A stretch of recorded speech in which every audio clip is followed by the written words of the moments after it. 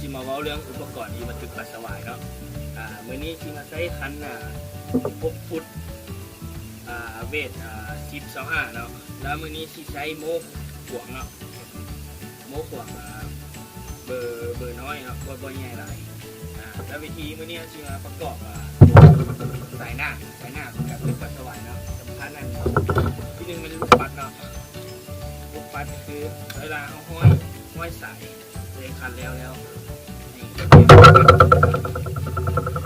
ลูกปัดมา2 เม็ดแล้วเป็นเอาใช้เบอร์4ได้ก็ได้เนาะเป็นสีฟ้า4ได้ก็ได้คันแรกสอดเข้าไปอันที่1เนาะสอดเข้าไปแล้วให้มีตะกร้อ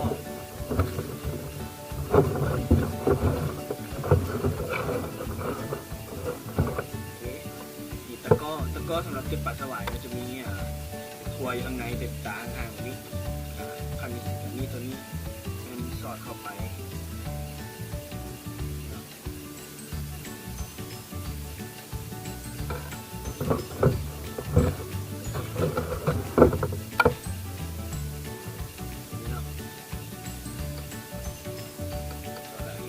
ประมาณนี้ใส่ตัวเม็ดที่2เข้าไป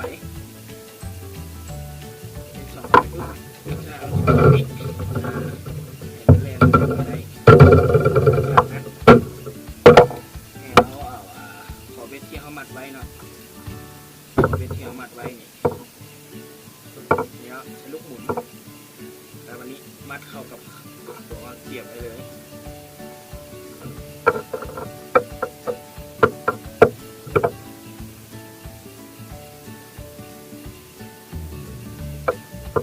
โอเคสอดเข้าไปแล้วดึงให้แน่นๆเนาะถ้ามันปลามันจะดึงตัวนั้นโอเคได้แล้วพอดีจากนั้นจากตัวเหลือแล้วตัวสายที่เหลือแล้วทิ้งไปเลยเนาะโอเควันนี้เราก็จะได้สุดสายหน้าเอาไปตึกปลาสวายเนาะมันจะประกอบโดยมีปัด2 อันแล้วก็1ขอเบ็ดเนาะเขาใส่เป็นข้อเดียวเนาะว่าจะเป็นต้องใช้หลายข้อเพราะว่าปลาสวายเป็นปลาที่ว่ากินเนื้อง่ายอยู่แล้วบ่จะเป็นต้องใช้หลายขอเบอร์คอเบสที่เขาใช้เป็นเบอร์12เนาะแล้วบ่เป็นเบอร์6เนาะเบอร์6ของกามากระสือเนาะมันจะเป็นตัวนี้แล้วมัดสายหน้าสายซิ่งสายตัวสายลีดว่าจะเป็นต้องใช้ยาวหลายประมาณคืบหนึ่งจากตะกอคืบหนึ่งเวลาปลากินปลากินมันจะดึงออกไปมันจะบนักแล้วก็มันจะเป็นอันนี้หลังจากแล้วอันนี้เขาชีไปปรุงเนื้อแล้วปรุงเนื้อตึกปลาสวายวันนี้เขาจะมาตึกปลาสวายบางที่อาจจะได้ปลาเคิงน้ำปลาเคิงหรือว่าอาจจะมีปลาพวกปลาเม่นน้ำตัวหนองที่เอามาตึกมันมีสวายเป็นหลักเลยเป็นปลาสวายที่2เป็นปลาเคิงที่3เป็นปลาเม่นเนาะลองเบิ่งว่าเขาจะได้ปลาอย่างไรวันนี้สุดสายหน้าแบบนี้ง่ายๆเนาะโอเควันนี้เขาชิมาว่าเกี่ยวกับเนื้อตึกสวายเนาะวันนี้เขาชิมาสอนเกี่ยวกับปรุงเนื้อคือหลักๆเลยปรุงเนื้อสวายคือแน่นข้าวจีเนาะข้าวจีแพนที่ว่าเป็นข้าวจีฟาร์มเฮาส์ก็ได้ข้าวจีเป็นรุ่นไหนก็ได้เอามาบดเนาะบดให้มันมุนๆแบบนี้หลังจากนั้นหลักๆของการตึกปลาสวายเนี่ยข้าวจีเป็นเนื้อที่ตึกง่ายที่สุดที่เป็นพวกหัวอาหารอื่นก็ได้แต่ว่าเพราะข้าวจีจะง่ายสุดๆเลยปลาสวายจะกินไวก่อนหลังจากนั้นข้าวจีแล้วล่ะวันนี้เนื้อที่เขาจะผสมใช้ข้าวจีวันนี้เขาเชี่ยวเป็นพวกปลาปนเนาะปลาปนเป็นผงอันนี้มาผสมใส่กับข้าวจีหลังจากนั้นค้นๆไปละเขาก็เชี่ยวไปตึกเลยลองเบิ่งว่าปลาสวายมันจะกินบ่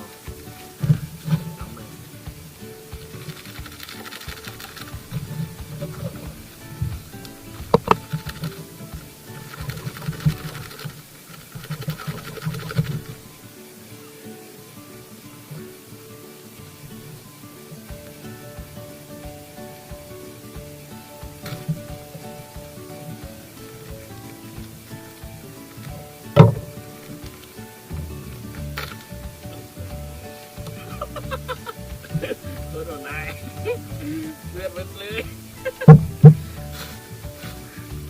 หลังจากนั้นเอามันตอกใส่ข้าวจีเนาะเราต้องใส่หลายตัวนี้ใส่ประมาณพร้อมเครื่องนึงให้ไม่กินจากนั้นกับคนใส่กับข้าวจีเลยให้เข้ากันเนาะกินกับที่ออกนิดนึง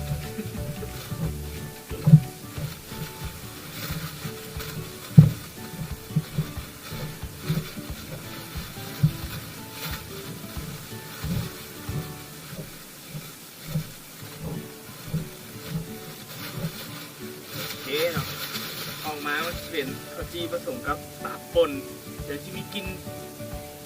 ปลาป่นหลายๆเนาะอยู่ไหนนึงนะตัวนี้มันสำคัญตัวนี้มันอันนี้มันเขาชิมาปั้นใส่กับตะกร้อเนาะข้าวจีบดเป็นปั้นใส่ในตะกร้อเนาะแต่หลักๆเลยเป็นข้าวจีแผ่นคือเขาชิมากอใส่ขอเบ็ดเนาะขอเบ็ดมันเขาใส่ข้าวจีแผ่นข้าวจีมุนมันเขาใส่กับตะกร้อก็ข้าวจีหมายถึงข้าวจีมุนเฮ็ดให้เบ็ดก้อนล่อปลาสวายเนาะจะปลาสวายมันจะมากินโตขอเบ็ดนี้ขอเบ็ดนี้ก็คือเขาเชื่อมากอแทนข้าวจีเดี๋ยวชิปสอนวิธีปั้นเหยื่อแล้วตีลงน้ำลงเบิ่งมาปลาสกินบอโอเค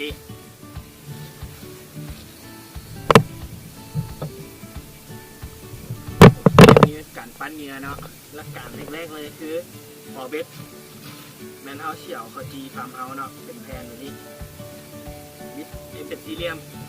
เวลากอก็คือกอแบบนี้แทงเข้าไปข้างนี้พลิกมาขอเบ็ดจะตั้งอยู่ประมาณนี้แล้วแทงอีกบานหนึ่งปึ๊บเรียบร้อยแล้วบีบก้นปึ๊บเรียบร้อยเป็นแบบนี้แมนแล้วทั้งหน้าวันนี้แมนเขาชิปั้นเหยื่อก็คือ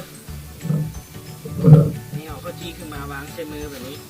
วางเส้นมือแบบนี้เอาตะก้อลงไปตะก้อใส่ลงไปแล้วตัวนี้ผม1 บาทปึ๊บบีบปั้นปึ๊บแล้วบีบเป็นก้อนมาชิ้นก้อนแบบนี้เนาะแล้วอีกชั้นหนึ่งชั้นนี้บีบคือกันแต่ว่าอยากให้บีบคอยลงตัวนี้บีบคอยลงปึ๊บเรียบร้อยจะเป็นก้อนใหญ่แบบนี้แล้วขอเบ็ดตัวนี้เกาะข้างๆไว้เลยเรียบร้อย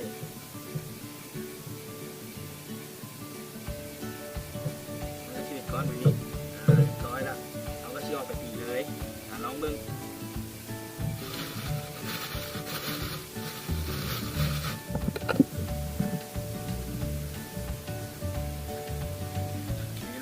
ปั้นเหยื่อแล้วมันงั้นเอาลองตีไปเบิ่ง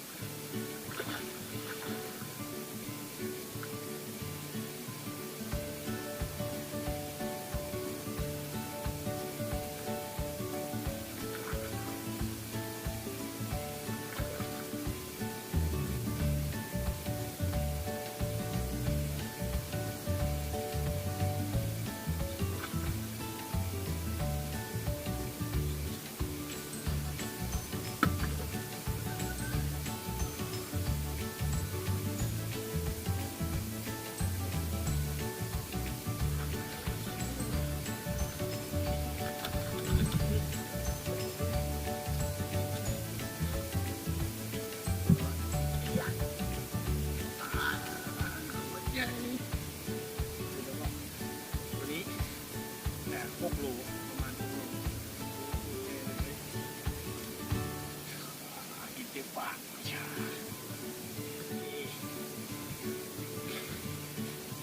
ถึงก็ต้องปล่อยนะตัวโคตรใหญ่เลยถึงง่ายๆสบายถึงไม่ยากเลยมี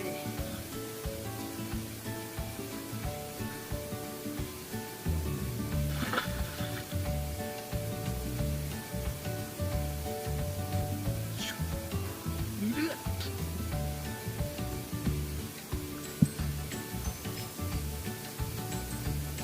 เอาเลี้ยวมันกินแล้วไม่ใหญ่ครับไม่ใหญ่ขึ้นเลยบ่ใหญ่บ่ใหญ่ตัวน้อย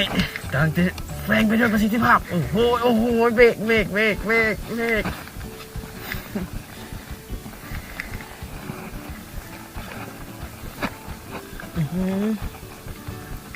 หารุ่นเด้อป่ายัง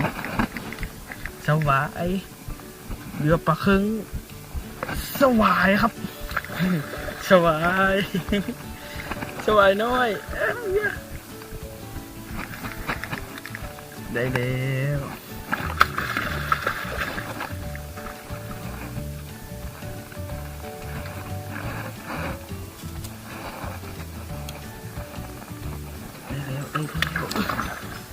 อิสระอิสระ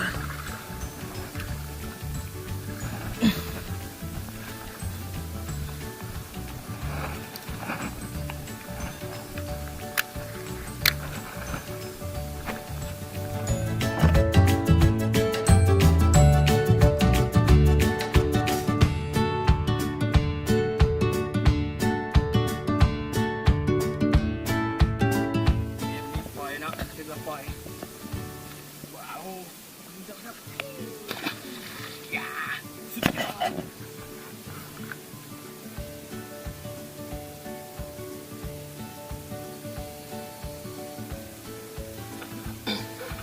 โอเคเนาะหลังเนี่ยจะได้ตัวดังนั้นนั่นเนาะปั้นไม้คิดคือเก่าเนาะแล้วก็ตีไปคือเก่า